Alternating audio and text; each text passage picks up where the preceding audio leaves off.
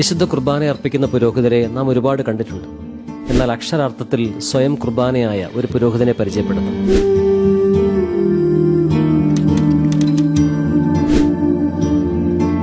പെസഹായുടെ തലേന്ന് രാവിലെയാണ് ഫോണിൽ ആ മെസ്സേജ് വന്നത്. അത് വായിച്ച ഉടനെ മുറിയിലെ ഷെൽഫിൽ ഞാനൊരു പുസ്തകം തിരഞ്ഞു. ഒരു ചെറിയ പുസ്തകമാണ്. എഴുതിയിരിക്കുന്നത് ബഥനി സന്യാസ സമൂഹത്തിലെ അംഗമായ ഫാദർ ഗബ്രിയേൽ പൊസേന്തിയാണ്. വെറും 55 പേജുകൾ മാത്രമുള്ള ആത്മകഥാംശമുള്ള ഈ പുസ്തകം അതിന്റെ ഉള്ളടക്കത്തിൽ അത്ര ചെറുതായിരുന്നില്ല. –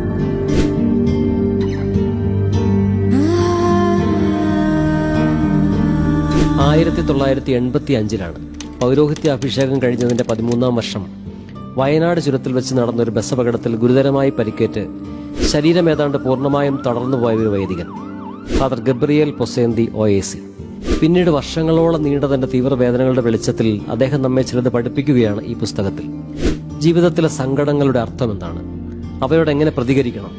വായിക്കുമ്പോൾ നമുക്ക് മനസ്സിലാകും അത് ഹൃദയം തൊട്ടെഴുതിയ കുറിപ്പുകളായിരുന്നു എന്ന്. ഞാൻ ആഗ്രഹിക്കുന്ന രീതിയിലായിരിക്കുകയല്ല ദൈവം എന്നിൽ ആഗ്രഹിക്കുന്നതെന്നും ദൈവം ആഗ്രഹിക്കുന്ന രീതിയിൽ ഞാൻ പ്രവർത്തിക്കണമെന്നും അവിടുന്ന് ആഗ്രഹിക്കുന്നത് കൊണ്ട് അവിടുത്തെ ആഗ്രഹങ്ങൾ അനുസരിച്ച് അവിടുന്ന് തീരുമാനിക്കുന്ന രീതിയിൽ അവിടുന്ന് ഏത് തരത്തിൽ ഇഷ്ടപ്പെടുന്നുവോ ആ രീതിയിൽ അവിടത്തേക്ക് വേണ്ടി പ്രവർത്തിക്കണമെന്ന് ഞാൻ ദൃഢനിശ്ചയം ചെയ്തതുകൊണ്ടാവാം ഇന്നത്തെ ഈ അവസ്ഥയിൽ ഞാൻ സന്തോഷവാനാകുന്നതും അത്തരത്തിലുള്ള പ്രവർത്തനത്തിലൂടെ ദൈവമഹത്വം പ്രാപിക്കുവാൻ എനിക്ക് സാധിക്കുന്നതും. പരസഹായമില്ലാതെ എഴുന്നേൽക്കാൻ പോലും കഴിയാതെ ആഹാരത്തെക്കാൾ മരുന്നുകൾ ഭക്ഷിച്ച് 4 ചുവരുകൾക്കുള്ളിൽ 4 പതിറ്റാണ്ട് കാലം പൗരോഹിത്യം ജീവിച്ചൊരാൾ അതിനെക്കുറിച്ച് പറയുന്നത് ഈ സഹനം ഒരു സുഹൃതമാണെന്നാണ്. അതാണ് ഈ പുസ്തകത്തിന്റെ പേര്, സുഹൃതമീ സഹനം. അതാണ് ഈ പുസ്തകത്തിന്റെ രത്നചുരുക്കം. ഈ സഹനം ഒരു സുഹൃതമാണ്. ഇത് ദൈവം തന്ന സമ്മാനമാണ്. ഇത് കർത്താവിന്റെ സഹനങ്ങളിൽ പങ്കുചേരുന്ന ഒരു പ്രേക്ഷിത പ്രവർത്തനമാണ്. നമ്മുടെ വിഷമങ്ങളിലും സങ്കടങ്ങളിലും ദുഃഖങ്ങളിലും വേദനകളിലും നാം ചിന്തിക്കുമ്പോൾ നമ്മുടേതാണ് ഏറ്റവും വലിയ പ്രശ്നം എന്ന് നാം കരുതുന്നു. സത്യത്തിൽ അതാണോ?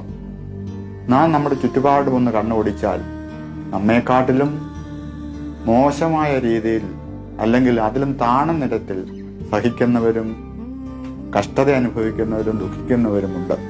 ഏതാനും നാളുകൾക്ക് മുമ്പ് ഇടവകക്കാരുമൊത്ത് അദ്ദേഹത്തെ കണ്ടിരുന്നു. ജീവിതം അദ്ദേഹത്തിന് വച്ചു നീട്ടിയത് അതിവേദനയുള്ള സഹനമാണെങ്കിലും അദ്ദേഹം ഞങ്ങൾക്ക് തിരിച്ചു തന്നത് അതിമധുരമുള്ള പുഞ്ചിരിയാണ്. കരിമ്പാറയിൽ നിന്ന് കിനിയുന്ന കന്മദം പോലെ ആ പുഞ്ചിരി അന്ന് ഞങ്ങളുടെ ഹൃദയങ്ങളെ നനച്ചു. രോഗക്കിടക്ക ബലിപീഠമാക്കി തന്റെ ജീവിതം കൊണ്ട് തന്നെ അദ്ദേഹം അർപ്പിച്ചുകൊണ്ടിരുന്ന 40 വർഷം നീണ്ട ആ വിശുദ്ധ ബലി പെസഹ തിരുനാളിന് മണിക്കൂറുകൾ മാത്രം ബാക്കി നിൽക്കെ ഇന്നലെ പുലർച്ചെ അവസാനിച്ചിരിക്കുന്നു. സ്വർഗത്തിലെ അൾത്താര അലങ്കരിക്കാൻ ആ സഹന പുഷ്പത്തെ ദൈവം ഇറുത്തെടുത്തിരിക്കുന്നു.